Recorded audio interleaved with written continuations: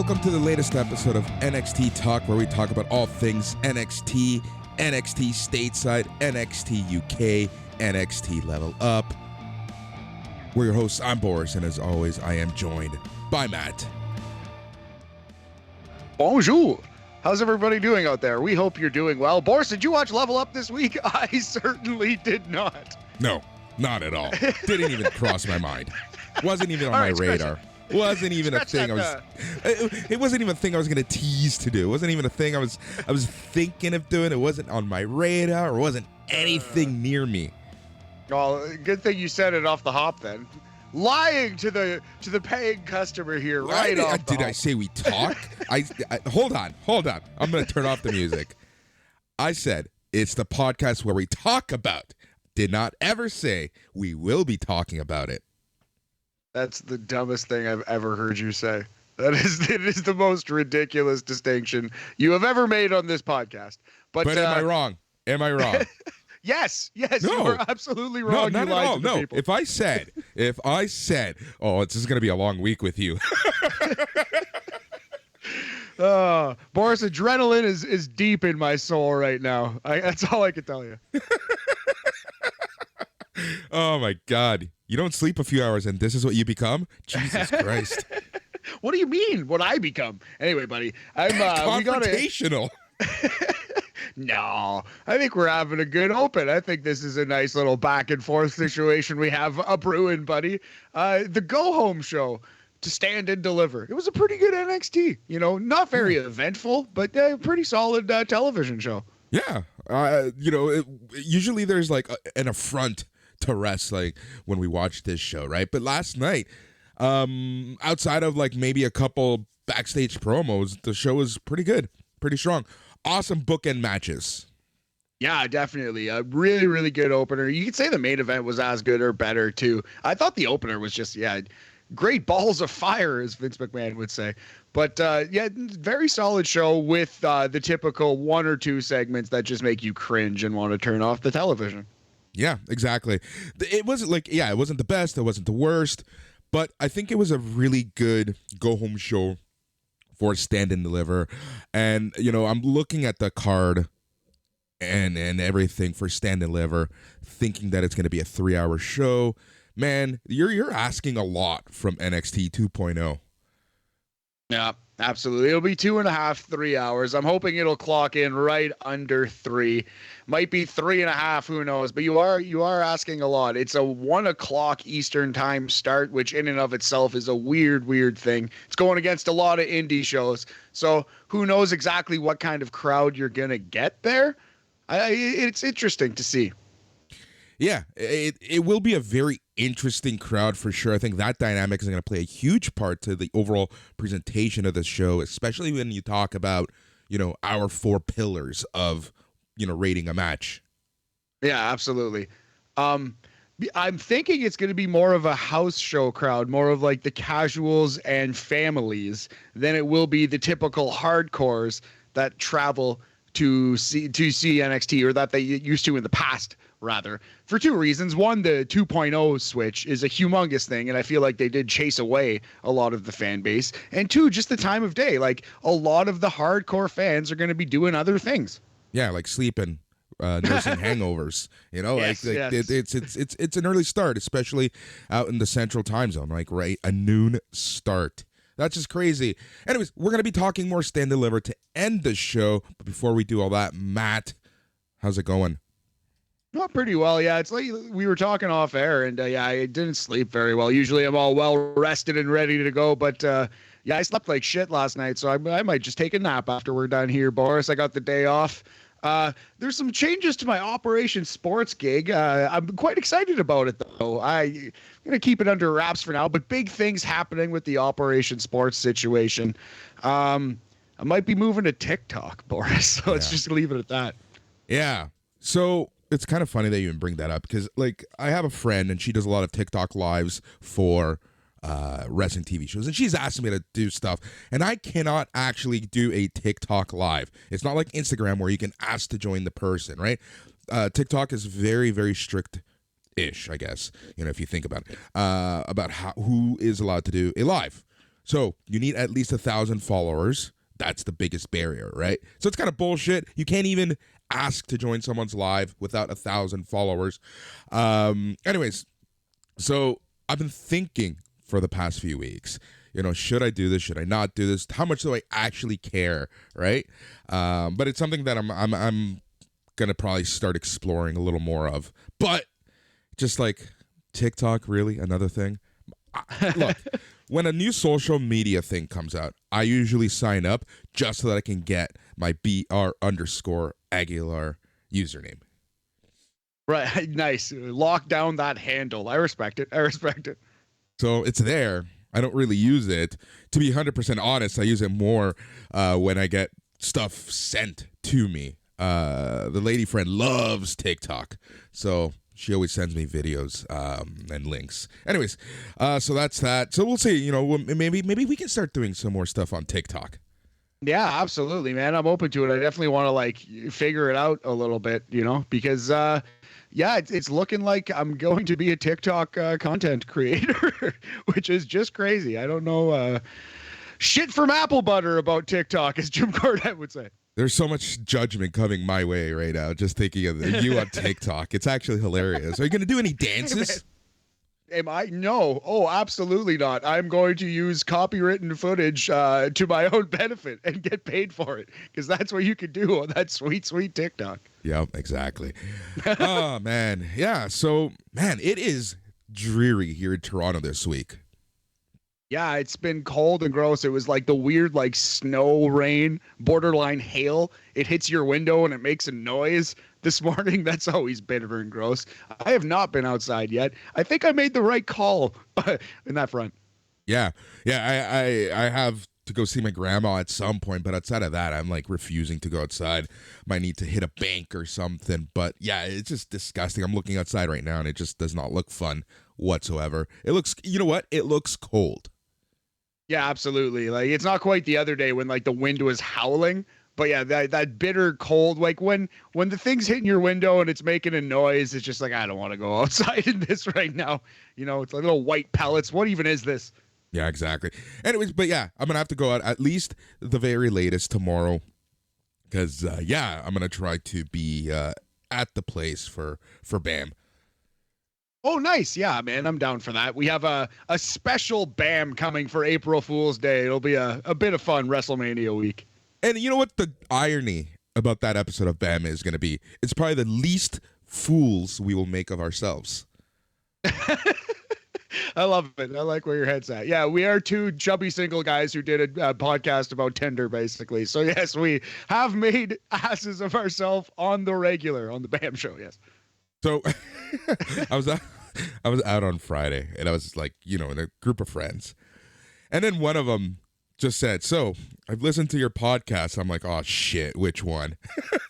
And I knew exactly what the answer was going to be. Of course. It's ridiculous. It is ridiculous, Matt, how out of everything that I've done podcast wise, that's the one episode that people choose to listen to. Yeah, well, we should do more talking about our own lives, maybe. But yeah, man, it was some salacious, some hot content. No, it definitely was not. It was definitely just a dumb little conversation. I don't know what people are expecting when they click on it, but I don't know. We should never speak of it again. Yeah, that's basically where I'm at. I think we've been disagreeing a lot this morning. We can both agree on that point right there. Oh, man. But yeah, man. It's a busy week. It's a very busy week. I think pulling, taking a look at how stuff works. Yeah, we're still kind of figuring out what this weekend is exactly going to look like, who's going to be doing what. I'm just tired thinking about this weekend, to be honest, especially Saturday. I know I talked about it on BAM a bit, but this Saturday is just going to be a long day. I'm so excited for Saturday. Yeah, our WrestleMania review actually might be a tad late just out of time constraints. We're going to have to record a podcast at the immediate conclusion of Stand and Deliver. So we're looking at Stand and Deliver 1 p.m. Eastern. It's going to go three and a half hours. Let's say it goes 3 clean and we can start the podcast right at 4:05. Podcast is going to be an hour and a half, right? So right at 5:30, we're done. So we'll have a little bit of window to eat and to breathe and decompress, but that's provided like the podcast or the show doesn't go insanely long. Any technical issues, you know what I mean? Like we're bumping right up against the window, buddy. Yeah, and the thing is, like, to be 100% honest, I think we'll be fine time-wise, just because I don't think there's going to be a kickoff match during WrestleMania kickoff show. True. Just because they want that first big entrance to be, huge. They've done that in the past few years. That makes a ton of sense. I think it's smart to do it that way, and I hope that is the case, big homie. Yeah, exactly. So, yeah, man, anyways, it's going to be a long week. Yeah, please understand, we are not complaining. We are not complaining. I am pumped. I can't wait for Saturday. I'm psyched for the challenge. Let's go. Oh, I'm 100% pumped. It might not sound like it, but I really am. Just between all the SNME stuff, all the Slam stuff. Basically, like even today, I'm a little busy with stuff. So yeah, that's it. Basically, from now up until Sunday night, Monday morning, it's all wrestling for this guy. Yes, it is Wrestlemania season, buddy, and we are diving in head first. But let's start this year NXT review. But before we do, homie, we are the Young Guns, and every week we have a rating system du jour because we are done with star ratings. They are passé. They are out. And we, of course, are hip, and we are what's with it. So we like to change it up every week. TikTok users. TikTok content creators, as it were. Anyway, so this week I figured they finally have acknowledged on camera that Rick Steiner is the father of Braun Breaker. He is officially a Steiner lad. Sorry, I can't speak this morning, but let's go. I don't know, Frankensteiners, Steiner brothers. What do you want to do? Something Steiner related. Let's do Steiner brothers. Let's go classic Steiner brothers. All right. It'll be some Steiner math here on the podcast. Steiner brothers out of 5. Yep. And the show kicks off right away with Imperium coming out because the first match of the night was Imperium, Gunther, Marcel Bartel, and Fabian Aichner versus LA Knight, Wesley, and Nash Carter. Okay, so on paper, I was looking forward to this match. I knew it was going to be a good match, but I think the execution surpassed my expectation. Yeah, absolutely. And who knew, Knight would play such a compelling babyface in peril. Like, I wouldn't think that LA Knight would be the guy who would sell the entire match, but he did, and he did a great job. He did a fantastic job. Like, honestly, LA Knight right now is my NXT, not MVP, but most improved. Most improved player, for sure. I can see that. I think that's fair. He's doing great work right now. And like I've said it last week, I'll say it again. Oddly intrigued for Knight versus Gunther. That's got a weird appeal to it, that match. It really does. Like I say, the build-up, it kind of got built up in its own way, right? Like, these wrestlers didn't interact with each other until last week, but there was a lot of build-up throughout the past few weeks with what LA Knight's been doing, with what Gunther has been saying, right? So I kind of like that approach. And then last week they finally butted heads, and then yesterday was the first time that they fought. And I just love the fact that, okay, so you had your classic, okay, LA Knight and Gunther are brawling. They just exit, and that was the last time we saw them for the night. I was really concerned that we were gonna cut backstage and something stupid was gonna happen. Yeah, and they didn't need it. They didn't do it. 100% agree with you, buddy. I think that was the right call. And yeah, they've built this little feud well over the past month or so, to the point where somehow I want to see this maybe the most out of anything on the NXT Stand and Deliver card. So I thought this opener is the best match we're going to talk about on the podcast today. I thought it was really, really good, just a shade below the LA Knight and Matt Riddle versus Imperium 6-man, which honestly might be the NXT match of the year so far. That match was incredible, and this match wasn't that far behind. Yeah, so like I mentioned, Knight and Gunther, they brawled to the back. Aichner and Carter were the legal men. Carter gave Bartel a jackknife roll-up, but the ref wouldn't call the pin. Aichner gave Carter a clothesline from hell to pick up the win for Imperium at 12 minutes and 11 seconds. Yes, sir. Yeah, I liked that lariat was the finish because he hit him so hard with it. Like you said, a clothesline from hell worthy of Stan Hansen or JBL-ish, merit. And he pinned this motherfucker with that clothesline, which is good because he clotheslined the soul out of this man. So I popped hard when that was the finish. A very, very good wrestling match. I would go as high as 3 3/4 Steiners out of possible 5 Steiners. A 75% Steiner brother percentage, buddy. Yep. Agreed 100% on that one. So after the match, the Creed brothers show up at the stage.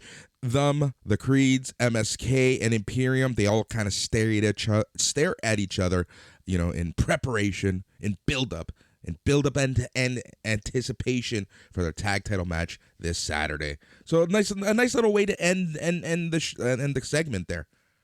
Yeah, there were a lot of standoffs in this show. I think it was bookended with standoffs, and there were at least one more in the middle or so. You see, Matt, they are standing before they deliver on Saturday. Oh my God. Bruce Pritchard, Booker of the Year? Question mark? I don't know why that made me laugh as much as it did. Man. All right. Kaylee Ray and Io Shirai cut a promo in front of a brick wall about how they were both coming after the NXT Women's Championship, which is held by Mandy Rose. When the graphic flashed on the screen, Vic Joseph reminded viewers that the champion doesn't have to be pinned to lose the title. I liked a lot of these backstage promos. These pre-tapes that they did on this NXT Go Home show actually did increase, my desire to see the show. So good job on pretty much every backstage pre-tape. Except everything that they pre-tape, yes. Exactly. Every pre-tape. Everything that they did live backstage, I actually might have an issue with. Yep. Dakota Kai was wandering backstage looking for Wendy Chu. Kai ran across Chu's pillow, panda bear doll, ripped up, and then Kai was actually worried. So I kind of like this. We do have full confirmation Dakota Kai is a babyface. If it was ever in doubt, it's certainly not after this show. But I also kind of think this could be a way to slightly tweak the Wendy Chu character, Boris. Yep. Agreed. Yeah, that's 100% what I think is going to happen. I think that we're going to start seeing a revamp of the Wendy Chu character. I think that somebody, sees something there, so they want to kind of make her a little more serious. Yes, I hope that's the case, because she is really talented, but she's never going anywhere with the body pillow and wearing pajamas, sipping the Slurpee. She can keep some of those having fun, kind of above the other wrestlers in an Orange Cassidy sort of way, but still be more of a serious wrestler. And I hope that's where they're going. Yep. Future women's champion Ivy Nile made her entrance. God dog. Yeah, right? We got footage from earlier this week, which showed that Tatum Paxley trying to clean up the Diamond Mine gym to get in their good favors. Nile told her to get out and that Diamond Mine kicks ass, not kisses ass. Tiffany Stratton made her entrance. We got a picture-in-picture replay of Stratton beating up schoolgirl mode Sarai from a few weeks ago. This leads us into match number 2 of the night, which was Ivy Nile versus Tiffany Stratton. Yeah. So Ivy Nile is great. She's really gotten good. She's reminding me a lot of a young Bryan Danielson in there. She's doing a lot of Bryan Danielson moves at the very least. And obviously she's not the wrestler that Bryan Danielson is, but that's who she's emulating pretty clearly. You could see the hardcore Danielson influence. What really helps Ivy Nile? I'm not saying that her offense doesn't look good. And this is maybe the one time I'm ever going to say this about a WWE show, but it's their camera production and their camera cuts that really help Ivy Nile's making it look that much better, that much interesting. She's delivering these punches. She's running to the corner and and giving you a punch from hell or something, right? Interesting point. I actually haven't seen that, but I will look for it. Kevin Dunn, producer of the year. What is this, Bizarro episode? No, but man, that's a really good call. I agree. We love Ivy Nile around here. I think she's got a very bright future. She submits Tiffany Stratton with her behind the back Zack Sabre Jr. style Dragon Sleeper, and sky's the limit for this girl, man. I really like her. Hey, we called it last year that 2022 was going to be her breakout year. I hope she keeps on this upward trajectory. Yep, Ivy Nile versus Nikita Lyon's next year's Stand and Deliver main event. Just book it now. Oh my God, I have no idea. My heart is torn in half. But I would still say, all things considered, is about an average WWE match. We're gonna go 2.5 Steiner brothers out of 5, right on that Mendoza line, right on that Dominic Mysterio line. Yep. All right, so Stratton distracted Sarai because Sarai obviously shows up. She transforms, and you had the comment of the night on the Facebook group explaining this. Sorry, what? The whole Sarai being able to transform without the necklace. You don't remember what you wrote? No. You said she had the power within her the entire time. Oh, nice. Yeah. Now I remember. Yes, it was a MJ secret stuff situation, Boris. Yeah, she had the power within her the entire time. Sorry, homie. I get so many goddamn sick lines off because I'm too fucking funny. You're not right now. No, I'm just kidding, buddy. Yeah, sorry. I blanked on that one. It's all right. It's all good. All right, so 3 minutes, 32 seconds. Avinal defeated Tiffany Stratton via submission. Simple match. Good match. All right. Absolutely. All right, Vic Joseph hyped up Dolph Ziggler promo for after the commercial. Then we get to maybe the most disheartening promo of the night and featured Tommaso Ciampa. He's in front of his usual garage. Ciampa talked about how he's been through the highest of highs and lowest of lows in NXT. Ciampa talked about how the highs are like winning a title or the lows like his wife having 5 miscarriages only to lead to the miracle birth of his daughter. Ciampa said the fans went through everything with him, keeping Black and Gold alive. Ciampa said Stand and Deliver may be the end of an era, but we will all create that magic together. Ciampa set up his steel chair like a tombstone with the dates 9/9/2015 to 4/4/2022. Crazy, man. So is Ciampa leaving us? What's going on? Who knows, man? I have no idea. I literally have no idea what to even think. Yeah, and like we've looked around, like Fightful kind of had something, but they were just like Tommaso Ciampa's future is in question, which obviously we know because he cut that promo. So there's really not a lot of info per se out there. It feels like he's definitely done in NXT after Stand and Deliver. Whether that means he's going to continue wrestling, continue with the company, move on. I think he would make a heck of an NXT GM. Yeah, exactly.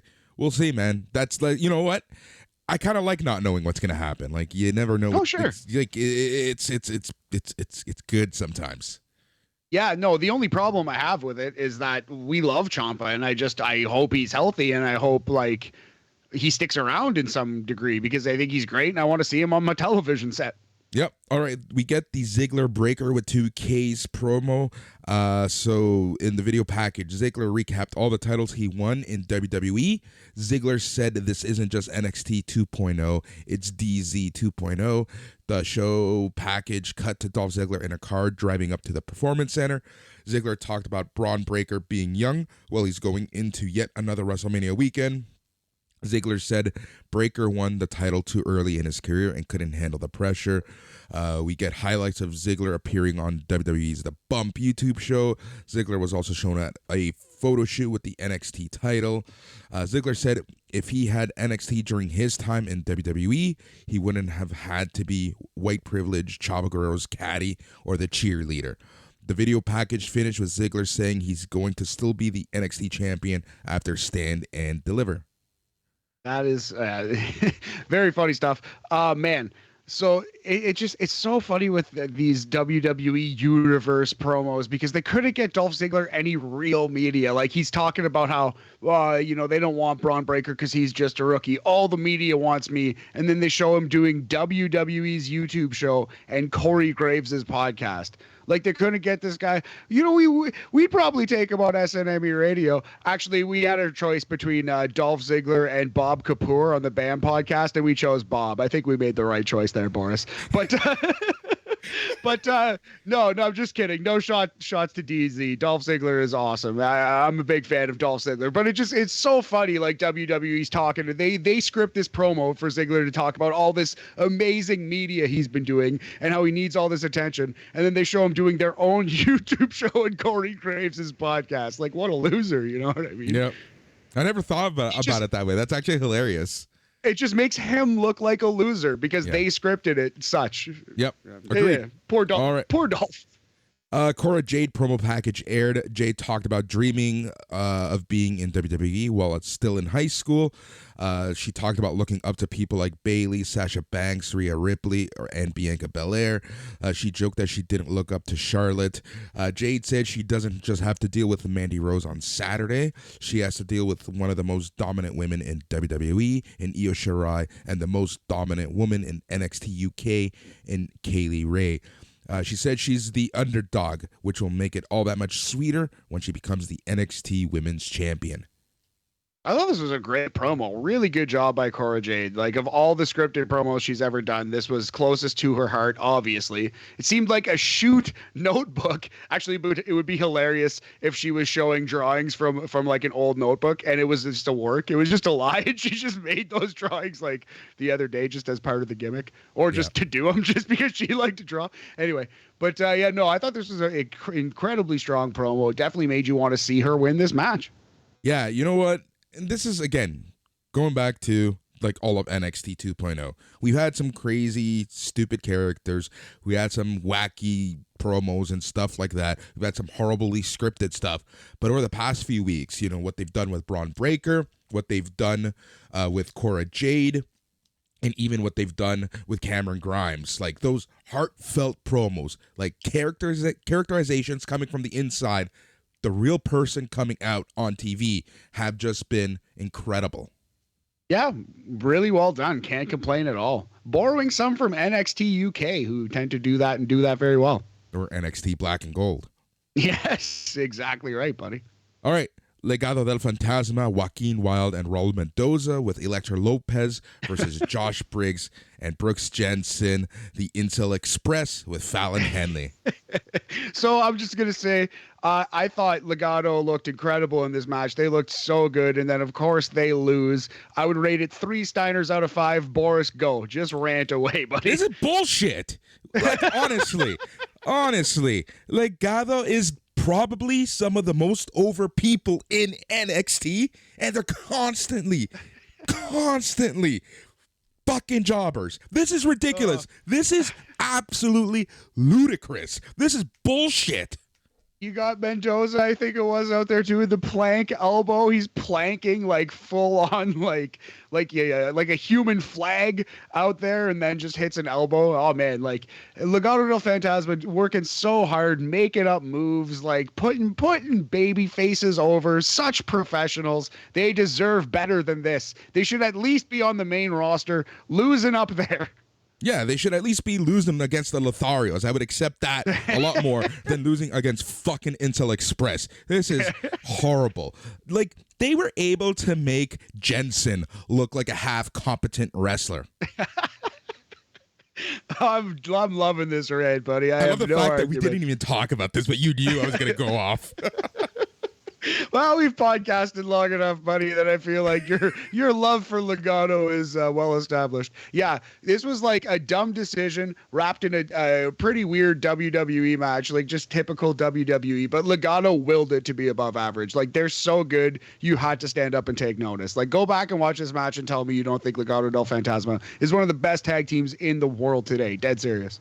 Oh, 100%. Dude, can you imagine Legado, like these two, Joaquin Wilde and Raul Mendoza versus Rey Fenix and like anyone. Yeah. Anyone. Laredo Kid, his brother, I don't care. Anyone. Hopefully Phoenix and Pac are an incredible tag team too. Yeah, man. But yeah, no, very good match, chiefly and solely because of Raul and Joaquin. Yep. How many? Oh yeah, you already rated this match. Yeah, I forgot already. you are literally angry with rage. As Fry would say. and then you go from that bullshit to this bullshit. Indy Hartwell and Persia Pirotta continue to bicker and brag about their respective male partners. Pirotta proposed that they both bring their partners to Dallas to have some sort of confrontation. Yeah, a big, what would they call it? A big Texas confrontation or big Texas butters. I forget exactly what they said. It sounded like they're going to just repeat the makeout contest they had. This is what's funny to me, because as I said off the top of the show, Boris, I really think that the Stand and Deliver audience is going to be more families and more casuals. and less of the hardcores than NXT are used to. So I don't know how this is going to go over if it's just some weird overtly sexual thing happening at noon. You know what I mean, on a Saturday. I never even thought of that. It's like in the middle of the afternoon. Yeah, and yeah, I'm not trying to sound like a prude. Like, believe me, I was like 12 or 13 years old when the Sable bikini contest era was happening. I have fond memories of those, Boris, but let's just leave it at that forever and say we've all grown up a little bit. The hardest working reporter in all of professional wrestling, Mackenzie Mitchell, interviews Cameron Grimes about his last chance match. He said he's usually confident, but now he's nervous. He said that this is the most important match of his career. Grimes said that Kid and Strong are good competitors, but they don't need this like Grimes needs this. He said he needs to win so he can deliver on his promise to his late father. Because you see, Matt, he stood on the promise, and now he's ready to deliver. Did he stand on the promise? Well, that's good to know. Man, this is another really good heartfelt promo. Walked away. Mackenzie gave him the head nod like, yeah, you go get it, Cameron. Another really strong bit of work here. Piece of business, if you will. Yeah, like I say, it's that humanizing wrestlers sometimes can go so far. Absolutely. Yeah. Just kind of reminding you that there are people behind these characters, and then you can dial the character back up to 11. But yeah, every now and again, just kind of dialing it down just a shade is a really good idea. Yep. All right. Toxic Attraction comes out. They grab the mics. They talk about how Io Shirai and Rey took things out of context. Mandy Rose said that, actually. Mandy Rose also said she'd fight any woman, but not at the same time. Rose said she's not scared, though. Rose said everyone needs to remember who the hell she is. She talks about Toxic Attraction having been dominating for months and will continue to do so. She also said that she'll take care of Kaylee Ray, get rid of Io Shirai, and send Cora Jade to under whatever bridge she came from. Rose said she will continue to build up a legacy to become the best NXT Women's Champion of all time. Rose said that Toxic Attraction helped Wendy Chu and Dakota Kai by taking up the strong team in the tournament, Jade and Gonzalez. Rose said they made Chu apologize for not taking care of Shirai and Ray. Dolan emptied a backpack with Chu's toys. Dolan said that Toxic Attraction runs the division, and they've beaten everyone. Jane said there's no one left for them to face. Jane said that she and Dolan are walking into Stand and Deliver to watch Mandy Rose beat 3 bimbos. Rose said they aren't just Toxic Attraction, but they are the attraction. Dakota Kai runs out, attacks Mandy Rose alone. Dolan and Jane dogpiled Kai to get the numbers advantage.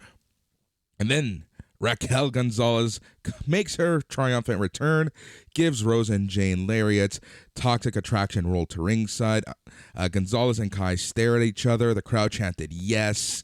Kai then leg-locked hugged Gonzalez, and it looks like they're back together. Yeah, so they just flipped Dakota Kai back babyface. I think because their turn was more born out of jealousy. This is more HBK and Diesel getting back together. It's acceptable to me. This is not her getting back together with Tegan Nox, whose career she tried to end. And if you look at how it turned out, succeeded. Dakota Kai did actually end Tegan Nox's career. God bless her. Anyway, this is not that. So I do accept that Dakota could flip back. However, Boris, I think with all the content that you need to produce, they could throw a 30-second promo on Instagram where she apologizes and say, hey, sorry, I was jealous, but you know what? I was being a dick and I love you and I'm sorry. And boom, they're friends again. That's all they need. Yep. And I think they should do that. I think they should take the time to do that. Put it on YouTube, put it on TikTok, do it in 15 seconds. I don't care. Oh, you and TikTok. All right. The hardest working reporter in all of professional wrestling, Mackenzie Mitchell, interviews NXT North American champion, the A champion, Carmelo Hayes, who is with Trick Williams. Mello said he is going to be on commentary for the last chance match. Grayson Waller and Sanga shows up to taunt Mello. Mello taunted back. Waller talked about how his insurance policy, Sanga, is better than Mello's. Yeah, and no, I think he said bigger. Mine's bigger than yours. Yeah, and then Trick, no, and then they were like, oh no, he didn't. Did he say what I think? And there was, kind of the whole very dumb double entendre that was only funny because Trick Williams and Carmelo are funny. You know what I mean? Like everything Trick Williams does is hilarious. So this was funny. Yeah. Carmelo Hayes and Trick Williams, honestly, man. Stars. Yeah, stars. Like they're so good. Yeah, the only thing that act is lacking is that Trick Williams still needs like a year of seasoning in NXT. But honestly, if they just keep Trick out of the ring or just kind of have him learn on the job, like on house shows, they could be on the main roster after WrestleMania. Yeah, it will be interesting to kind of see. Like, I would like to see more NXT, especially 2.0 people on the house show loops. I think there's like, especially when they're close to being called up, like the Carmelos, hopefully like the Cameron Grimeses. I would think, yeah, that makes a lot of sense. All right. Von Wagner with Robert Stone versus Bodie Hayward with Andre Chase. Man, Bodie Hayward, you know who he reminded me of last night? Who's that? Billy Gunn, when he was teamed up with Chuck Palumbo. Yeah, he definitely had that look with the blonde hair and the bright bandana on. But yeah, definitely a lot of fire, lots of yelling in the ring. Big kid, like sneaky tall. I could see that for sure. Good call, buddy. Bodie Hayward, I think, is going to be a surprise star for WWE. Yeah, he has something. He could definitely be a poor man's Lionheart Chris Jericho type. You know what I mean? He kind of has a little bit of that vibe to me too. And he's a good actor. You know, he knows, like, he's funny. So yeah. Much like Legato willed that match to be good. Bodie willed this match to be average. I feel like he brought it up to the Mendoza line. To the Dominic Mysterio line. Yes, exactly. All right, so Hayward went for a sunset flip. He only got a 2 count. Wagner gave Hayward a fall-away slam. Hayward avoided a big boot and caught Wagner with a chop block and shoulder tackle. Wagner planted Hayward with a modified angle slam for the victory. Here's a TikTok I should do. Seems like every week Von Wagner gets his opponent into fireman's carry and then forgets his finisher and just flips him a different way. Just throws him hither and yon every which way.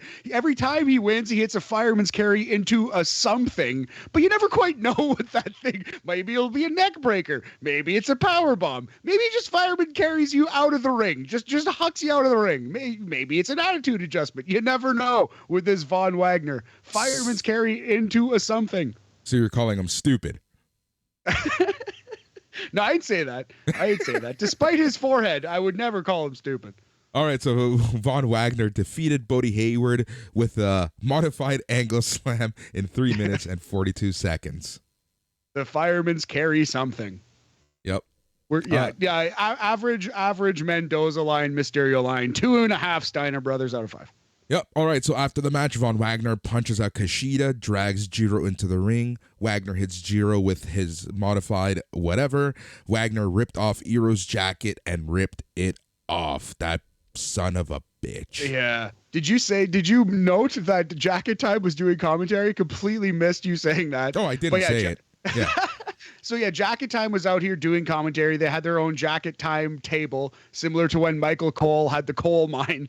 And I was watching. My roommate came into the room and he sat down, of course, right when Jacket Time was there on screen. And he was like, boy, this is like borderline racist, eh? And I was like, yeah, pretty embarrassing. It's pretty embarrassing to watch Jacket Time. Yep. You know, and if a non-wrestling, if a casual wrestling viewer or a non-wrestling viewer can pick up on something like that, you have an issue.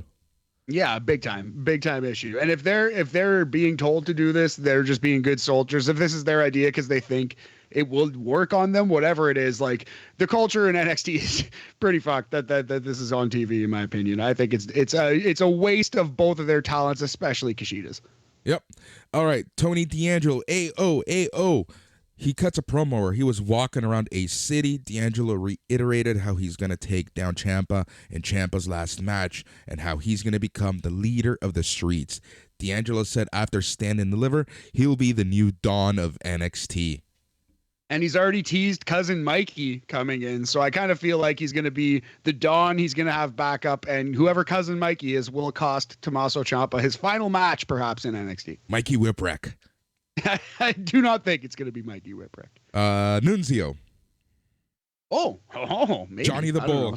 Tony Mamaluke. I actually kind of liked Tony Mamaluke.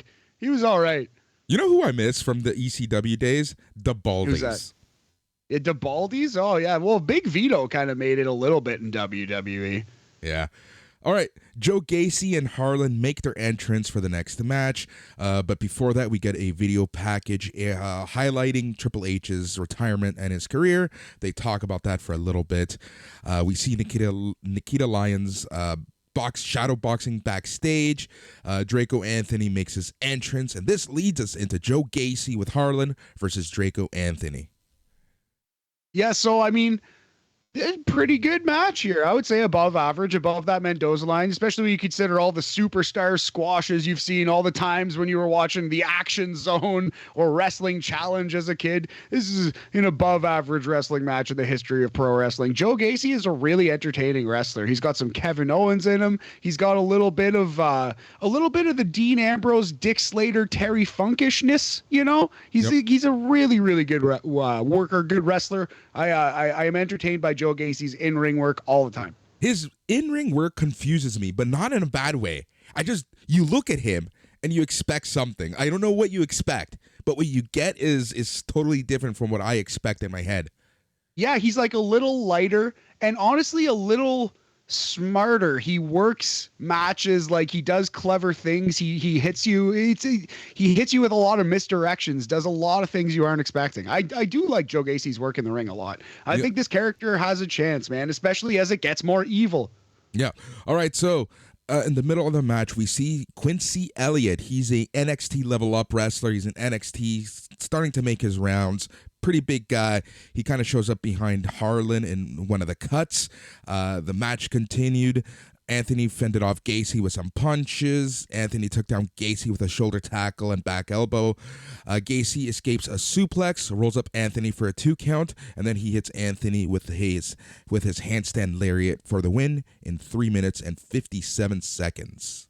Yeah, 3 Steiner brothers out of 5 for this one. 60%, solid C. Joe Gacy pins Draco with, like you said, the Tajiri style springboard, the handstand springboard lariat. Yep. All right, Vic Joseph and Wade Barrett re-announced that the Steiner brothers are being inducted into the WWE Hall of Fame, and this is when Vic Joseph actually acknowledged that Braun Breaker, with 2 Ks, is Rick Steiner's son. Please just let him be Braun Steiner. Just even like when he debuts on the main roster, he can stay Braun Breaker in NXT, but first day on the main, it wouldn't be the first guy whose name they changed. Just change him to Braun Steiner. You know what we need to watch on Saturday morning? What's that? The Steiner brothers induction speech. That's a really good call. We definitely should do that. Maybe even a Steiner brothers match or 2, because they were fucking incredible. Because giving Scott a live mic on live TV, I cannot wait. No. How many references to Steiner math? The 1.5, over, under? Over. Yeah, safe over. I agree. Yeah, there's going to be 33 and a third of them. I love it. Oh, I set it up, Boris. You knocked it down, buddy. Yep.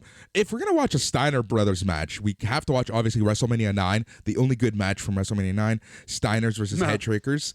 Nice. And I still say that Solo Sikoa is going to get a receipt from Braun Breaker. And also, any Quebecers versus Steiner brothers match. I love it. Yeah, I was going to say any Steiners versus Jobbers in Raw, SmackDown Superstars, where Scott Steiner is just suplexing them on their heads, or Steiners versus Brett and Owen from like that one wrestling VHS. What was it? I forget what the VHS was, but they put it out. I definitely rented it and saw that match. Even as a kid, I was like, wow, this is like the best match I've ever seen. Steiners versus Brett and Owen. Yep. All right, Nikita Lyons versus Sloane Jacobs. This was the Nikita Lyons hour. What else can you say? Yes, I mean, for what they're trying to do with her, this is a really great squash. She's very comfortable. I have a hot take for you, Boris. Nikita Lyons is a better wrestler than Jade Cargill. 2 matches in, Nikita Lyons is better than Jade is. That's not a hot full take.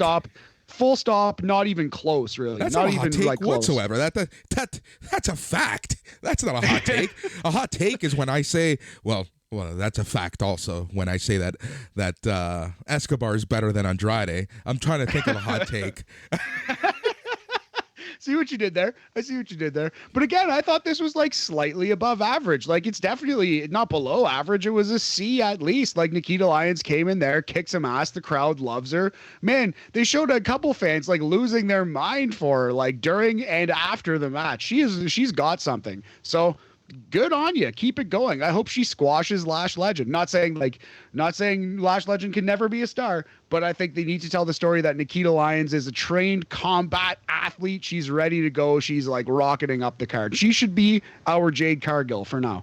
Yeah, agreed. And I also think that just like, the mismatch in sizes between Ivy Nile and Nikita Lyons would just be hilarious in terms of just like a visual. And then when you see them just actually wrestling, oh man, they could have a barn burner. I hope so. I mean, they're both very new, but Ivy Nile seems like a great wrestler. And 2 matches in, Nikita Lyons seems like she has a real something. So the jury's out on that, but who knows? Yeah, 3 Steiner brothers out of 5 at least for this one, man. They achieved everything they set out to do. Yep. All right, so Lash Legend appears on the Tron. She calls out Lyons. She said that her and Lyons have unfinished business, and then she said that she will show Lyons why she's a bigger superstar than Lyons. It'd be very interesting to see how they book this match. Yep. All right. Malcolm Bivens and Diamond Mine are backstage. Bivens hypes up Strong, potentially winning the last chance triple threat to win the North American title for the 3rd time. He also hyped up the Creed brothers going for the tag titles this weekend. Bivens said Diamond Mine will have more gold than Mr. T after this Saturday. Now Strong and Bivens walks away. Brutus was distracted by a text from a 781, that is Boston area code, which wished the Creed brothers luck on Saturday. Boston area code. So what are some of the Boston wrestlers of all time or currently in the business? Cena. So John Cena for sure. Kevin Sullivan, definitely one. Perhaps it's the greatest Boston tag team of all, Boris. Matt Damon and Ben Affleck. They're coming for the Creed brothers. All right. So Creed watch Bros hunting. last week's when whatever promo when these hooded wrestlers, for lack of a better term, messed up Diamond Mine's locker room. When the second person walked away, they were wearing very shiny boots. Very shiny boots, eh? Like sparkling boots. Sparkling boots like a Pretty Deadly would wear. Oh, interesting. Watch interesting. It. Could it watch that promo again from last week's NXT, and at the very end, you will see whoever's doing this was wearing sparkly boots. Interesting. I wonder where the Boston connection will come in, but that's fun. Perhaps a little twist in the story, a red herring, if you will. But yeah, man. So if this is bringing Pretty Deadly stateside, I love it. Good call. Yeah, if they bring Pretty Deadly in, oh man, man. I think they're ready, man. We love Pretty Deadly. We've been watching UK, and they're a very, very talented act. I'd love to see them over here. Yep. Hopefully, it goes better for them than it did the GYV. Yeah. All right. A-Kid versus Roderick Strong versus Cameron Grimes in a last chance triple threat match for a spot in the North American Championship ladder match at NXT Stand and Deliver. All right. So the first, 3 minutes of this match, just some of the best triple threat work that you're going to see outside of ECW. Yeah, man, this match was awesome. It kind of reminded me of slightly worse, like a poor man's version of the awesome triple threat match from Rampage not too long ago. Darby versus Andrade versus whoever. Was it Sammy? Yeah, I don't remember.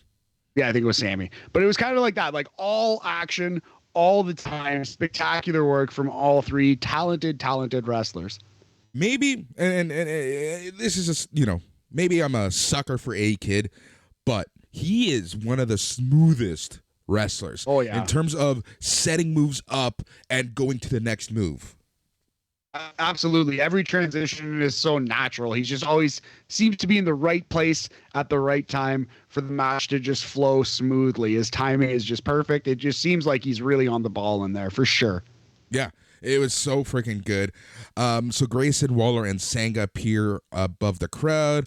What's his name? Solo Sikoa shows up at the entranceway. Santos Escobar's around in the crowd also, so you're kind of getting this last confrontation with everyone watching in anticipation who's going to win this match. Honestly, watch this match in the opener. Like, these matches are so freaking good. At one point, A-Kid spikes Grimes on the head with a springboard DDT. There's a lot of punches, a lot of strikes in this match, tons of springboard moves. Strong catches Grimes with a knee. Strong hit A-Kid with another backbreaker. Strong hit Grimes with a gut buster, and then he suplexes Kid onto Grimes. Strong hit A-Kid with the end of Heartache. Grimes flew in from nowhere and hits the cave-in and gets the win in 10 minutes, 55 seconds to get his spot in the North American title match, ladder match. Yeah, really like that final spot. Roderick picks up A-Kid, delivers the end of Heartbreak, the vertical suplex into a backstabber. So A-Kid's dead. And then Roderick Strong gets to his knees and looks to his side, and Cameron Grimes is just primed for the stop. And it's like that oh shit moment, that Wile E. Coyote with the sign holding it up before he plummets down the ravine, and then Cameron Grimes hits him with the cave-in, wins the match. And I thought this was right up there with the opener. Like you said, buddy, you can take your pick. We're going to go 3 3/4 Steiner Brothers out of 5. 75%. It's a B+. Tip of the cap to you. All right. Carmelo Hayes with one of the best lines on commentary ever. When the crowd is going nuts over the match, he's like, listen to this crowd cheering for me on commentary.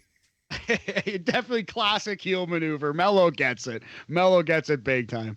Yep. So after the match, there's a brawl because Melo grabs a mic. He said that Grimes has no chance of walking out Saturday as the A champion. Santos Escobar shows up, and he said he's going to bring the title back to La Familia. Waller grabs the mic and said that family doesn't matter, and he said he's going to go viral by pulling the belt down. Solo took a mic and said that the man from the streets is about to become the new champion, and then Grimes said all he's going to say is he's going to take the championship to the moon, and a huge brawl breaks out to end the match. Fantastic go home segment. Yeah, for sure. Definitely was high energy. Everyone got to speak a little bit. Everyone sounded pretty good on the microphone and made you want to see this ladder match a lot. Agreed, man. Good go home show from the 2.0 brand. Yep. All right. Anything else you want to say before we go to the UK? Let's put it in stone right now. Stand and Deliver 2023 women's title. Boris, you're predicting Ivy Nile versus Nikita Lyons. I'll second it. Let's go for it. What do you think the men's title match is going to be?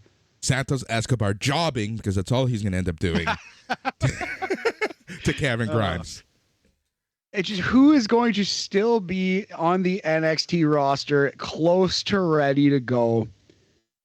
Cameron Let's Grimes. go Tony D'Angelo over Cameron Grimes for the men's title. Tony D over Cameron Grimes to win the men's title next year. I can see that, to be 100% honest.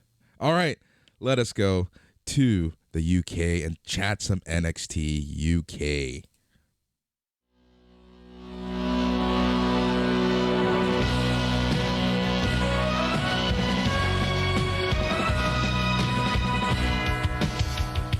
As Matt and I say every week, this is the best hour of WWE television week in and week out. And I think that this episode continued that tradition, Matt.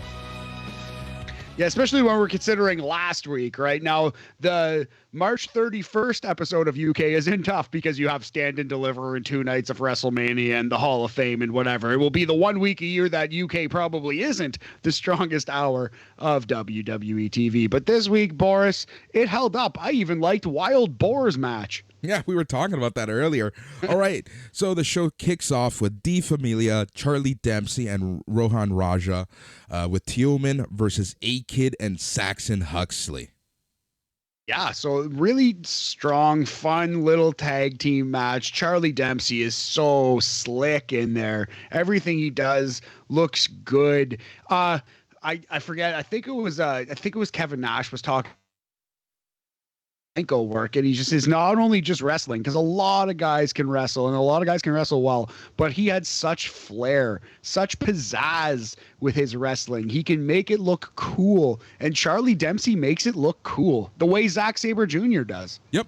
And A-Kid is such a natural baby face. Like he obviously got the hot tag, and he's just so good at playing that role of super baby face. There's just something about him just so natural. It's like, it's like Tito Santana, like to the point where you just cannot boo this guy. Yeah, little Tito Santana, little babyface AWA, Rick Martel, like we said. Santana's also a great shout. Man, we're blessed with guys like A-Kid and Charlie Dempsey getting in there. And Saxon Huxley and Rohan Raja did well in this match too, but you can really tell like Dempsey is something special, and obviously A-Kid, we've been saying that for months, is something special. Man, but A-Kid is he's just so good. Anyways, Charlie Dempsey distracts the referee, allowing Teoman to knock A-Kid off the turnbuckle. Raja hits Seek and Destroy on Huxley for the win at 8 minutes and 24 seconds. Yes, Seek and Destroy is the jumping flatliner, basically Dolph Ziggler's zigzag, but to the face instead of to the back. We're going to go 3.5 supernovas on this one, 70%, solid B. Good opener. Yep, we see a video package between Wild Boar and Symbiosis. Yeah, I was torn on this Wild Boar thing until I actually saw him in this match, and you know what? He reminds me of a Sami Callihan, but less of a dirtbag. Sami Callihan, but he's not spitting on his opponents and himself. Yep. Zaya Brookside requests a rematch from Amal, who agreed. Brookside then called her daddy and told him it was time. It's time. I wonder what it is time for. Is she going to get a heater? Was she going to get like, I don't know. We're going to see. It's very interesting. She's doing a way better job than Tiffany. Yeah, I think it's going to be her own personal referee. Oh, interesting. Her own personal referee. That's a fun gimmick. Yeah, why not? Let's do it. Let's do it up. All right. The second match was T-Bone versus Wild Boar. This match only went 4 minutes, 37 seconds. But like you said, I really enjoyed Wild Boar in this match. Like you said, I think he really is like a Callahan type wrestler. Yeah, minus the dirtbagness, minus the fact that he's not going to shatter his opponent's face with a baseball bat in the middle of the match. So yeah, I like Wild Boar more than I like Sami Callihan. Yep, so T-Bone missed a splash in the corner. This gives Boar a chance to hit a German suplex and a charge in the corner. Boar hits an innovative DDT for the win, and then he chases Dennis backstage. So yeah, we need to, as wrestling fans, wrestling observers, as it were, not just me and you, but whoever is out there, like all of us wrestling fans collectively, need to come up with a name for this, because a lot of people are doing this now. So the ripcord, Boris, is like Okada's like Rainmaker, right? It's like when you grab somebody and you spin them around by their arm. But so what should it be when you pull somebody in by their arm? You know what I mean? Like they're standing away from you, you grab their wrist and you pull them closer to you. Is that like a bungee DDT instead of a ripcord DDT? Like you know what I mean? I like that. So, bungee DDT. So we'll call it the bungee DDT here. I love it. Yeah, this match, like you said, it was good. I liked it. It was short, sweet. How many supernovas, crumpets would you give it? We'll go 3 crumpets out of 5 on this one. Solid above average. Wild Boar really impressed me here. All right, Ilya Dragunov accepts Roderick Strong's challenge for the NXT UK Championship. We get that match in 2 weeks. Yes, yeah, it will be April the 7th, 2022. I will be watching. Yep. Kenny Williams' car is stolen and trashed. Yeah, so wasn't he beefing with Saxton? Was it? No, it's Sam Gradwell. Sorry. Sam Gradwell. This is still definitely Sam Gradwell. Yeah. Jordan Devlin versus Danny Jones. Yeah, Jordan Devlin, obviously, like, I was outright wrong about this guy. He is good. This was, your standard, like, semi-competitive match between a guy who's like a lower mid-carder and a guy who's a main eventer basically on this brand. So he gave Danny Jones a little bit and then pinned this schlub in the middle of the ring with a brainbuster. Yep. 4 minutes, 44 seconds, which is kind of weird because, like, yes, I'm not saying you don't see squashes on NXT UK, but it's rare that you get 2 back-to-back like this. Yeah, agreed. But you know what? It's fine every now and then.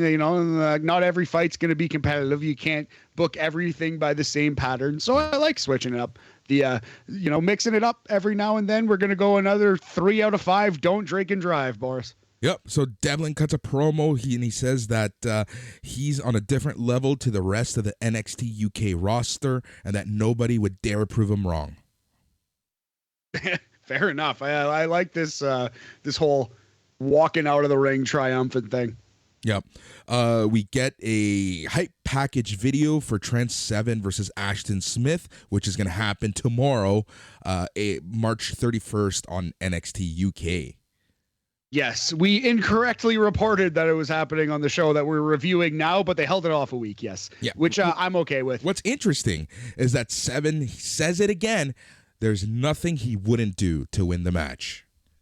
Yes, and there was also a moment where they showed Seven and Bate doing yoga and getting the Zen training, doing some meditation. And Trent Seven was like, basically, yeah, I don't like all that stuff. I don't see much value in it. But you know what? My partner's into it, and I like it because he likes it. And you could just see Tyler Bate kind of look at him like, oh, kind of fuck you, buddy. Like, hey, fuck you. Yeah. To quote Randy Marsh. Exactly. All right. Main event of main events, biggest main event in NXT UK history, possibly biggest main event this month. Miko Satomura versus Isla Dawn for the NXT UK Women's Championship. Boris's girl, Isla Dawn. Yeah, this was this solid match. Miko Satomura, even at, what is she, like 45, 48, is so damn good. And here's a little fun trivia fact for you, Boris, I saw online. Can you name the 3 wrestlers left in WWE who wrestled the match in WCW? That wrestled AJ Styles. Yeah. Miko Satomura. Yeah. And you're missing the most obvious one. I know I am. I forget. Rey Mysterio Jr. Duh. But yeah, so Mako, she appeared on Thunder, I believe, maybe a Nitro or 2 as well. And here she is defending the UK title in March of 2022. You'll love to see it. Having good matches in the main event too. Oh yeah, this match was really fun. Like I think this was probably like all joking aside, this was probably Isla Dawn's best match to date. Yeah, I would think so. I can't think of a better one off the top of my head, or a more important, or close to as important, right? Yeah. And it was a very much back and forth affair. Like they're obviously trying to put Isla Dawn over in a loss. And obviously the storyline is going to continue. So Isla Dawn misses a dive from the top. This allows Satomura to hit the overhead kick and the Death Valley bomb. Dawn kicks out. Dawn ducked out of the way from Satomura's rolling axe kick. Satomura rolled Dawn up with an inventive pin for the win in 8 minutes and 4 seconds. That pin was actually really cool, and I kind of like it because it's like it was such a 50-50 match, and then there's this crazy pin out of the blue to get the win. Yeah, so I'm going to try to explain this. So she gets her in a hammerlock. She go behind hammerlock, and then pushes her head down forward, a la like the Orange Cassidy banana split that he sometimes does. So it was like a hammerlock small package kind of like thing where she got the hammerlock, she pushed her down into the small package position. So we're going to call it the hammerlock package, Boris. Maiko wins with the hammerlock package. 8 minutes and 4 seconds, I believe it was. Pretty dang good match. Yep. After the match, Isla Dawn steals the NXT UK Championship, just like Adam Cole stealing the AEW one. There we go. That's the show. You know it's all about the zoom. Stealing angles, baby. Yeah, so we're going to go 3.5 crumpets out of 5 for a solid main event on NXT UK. And I'm excited for the next 2 weeks of shows. We got some good things. Yep. All right. So before we go, let us talk some Stand and Deliver. Just remember that you will be getting a podcast for NXT Stand and Deliver immediately after the show. We're going to try our best to get that out to you as fast as possible. And it's mainly for our sanity, just so that we can get a break between shows. 1,000,000%. It might not be the most in-depth. We're going to start right in the action, much like 2.0 did this week. We're going to talk about the 7 matches, give you ratings, and then we'll see you after that, because we also have the after party for WrestleMania Night 1, Boris and I, and the great Mike McGuire will be joining us as well. Yep. All right. So NXT Stand and Deliver from Dallas, Texas, Saturday, April 2nd, 1 p.m. Eastern, 10 a.m. Pacific. The kickoff match is for the NXT Women's Tag Team Championship. Gigi Dolan and JC Jane versus Dakota Kai and Raquel Gonzalez. Oh, no, I actually did not see that this is officially on the kickoff show. It's not on the main card?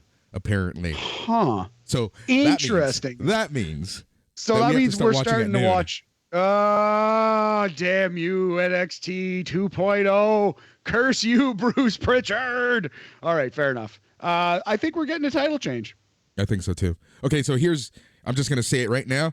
I think Toxic Attraction is going to lose all their belts, and then we're going to see them on the main roster the following week. So we can't say that about everyone, Boris. So here's the rule. You get one act. It could be a group or a wrestler on the men's and the women's side. So your prediction is Toxic Attraction moving up. Moving up, Toxic Attraction. Moving on up, moving on down, whatever way you want to see it. Fair enough. I'm looking at this card.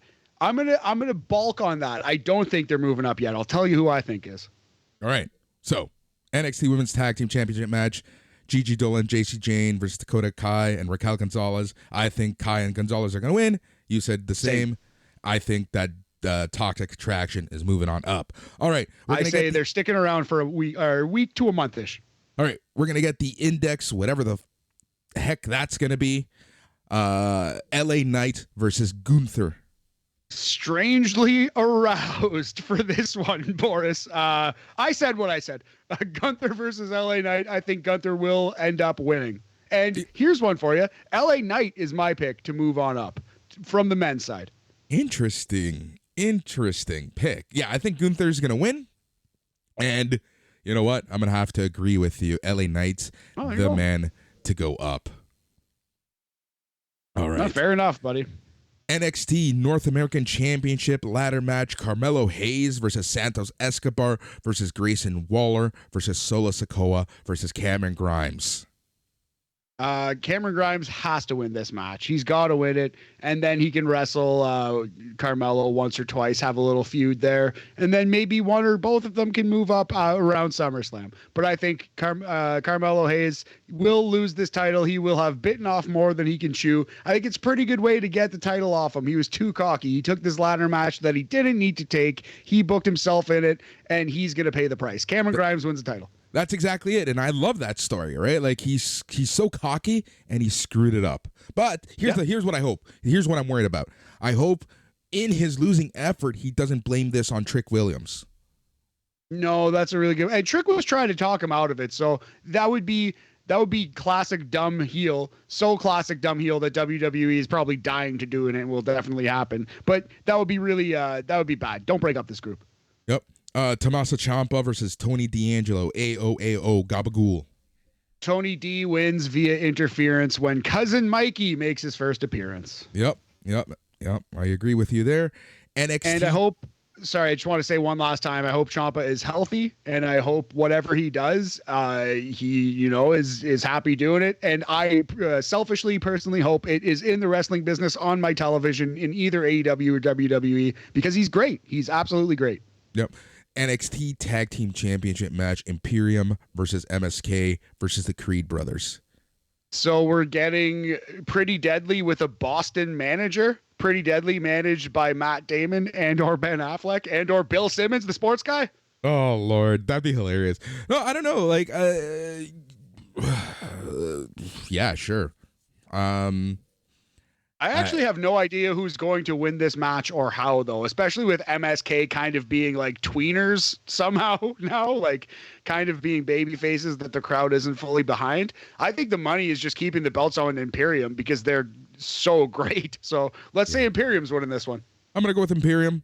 There's reasons why MSK might not win. We'll talk about that offline. All right. NXT Women's Championship match. Mandy Rose versus Cora Jade versus Io Shirai versus Kaylee Ray. Are we getting the coronation, Boris? Oh, we have to. Oh, it has to happen. It has to. Yeah, so I think so. A feel-good moment. Cora Jade might be taking home the title. Only thing I could see is I think Io is my pick to move up. They're finally going to call Io Shirai up to the main roster. She needs to get a chance. So I don't think. Go ahead. Sorry. no, I was gonna say I like that pick because notice what Mandy Rose said on the mic. She basically said she's gonna get rid of Io from NXT. Yeah, exactly. And the way she didn't say that about Kaylee Ray, Exactly. who it wouldn't shock me to see Kaylee Ray win this match and get a run with the NXT Women's title because she is great. She does deserve it, and I could see them not wanting to call her up yet. You know what I mean? So she's a very worthy NXT Women's Champion in the lineage, at least in ring, of the Baileys, the Sasha Bankses, the Becky Lynches, etc. Right? But I'm picking Cora Jade here, and I'm saying Io Shirai is on Raw after WrestleMania. So she's gonna be with Cody. Her and Cody are gonna make their Raw debuts on Monday. Adrenaline in my soul. Cody Rhodes is with Io. NXT Championship match: Dolph Ziggler versus Braun Breaker with 2 Ks. Yeah, so it's got to be Braun, right? Maybe Braun's moving up too, but no, Braun Breaker wins. Scott and Rick come out, and everyone celebrates. Maybe Scott and Rick will throw around Dolph and Robert Roode a little bit. I think that would be hilarious. Yeah, I think that would be great. I have this weird sinking feeling. Weird sinking feeling that Braun Breaker is coming out with a tiger. Could you imagine? That's funny. It's way too early for that. Let him do that at WrestleMania. Yeah, let him do that. Yeah, exactly. But, they're going to capitalize on the Steiners making the Hall of Fame. So, That's a hilarious call, buddy. I hope so. But yeah, are you taking Braun here? I'm taking Braun. Yeah, me too. Yep. All right. So that is NXT Stand and Deliver this Saturday. Just remember, Matt and I are coming at you with an aftercast right after NXT Stand and Deliver and before our after party for WrestleMania Night 1. Oh, man. Yes, sir. Sorry. I was just picking something up off the ground. Yeah. So so after NXT, it's just a podcast, but it's coming to you on the Patreon and live on YouTube after WrestleMania Night 1. Boris and I drinking coffee, drinking energy drinks, held together by a thread, but we're going to be there. It's going to be a ton of fun, man. I'm excited. Also, April Fool's Day, Friday, April 1st, we got a special BAM coming for you. A WrestleMania themed April Fool's Day BAM for you, the loyal listener.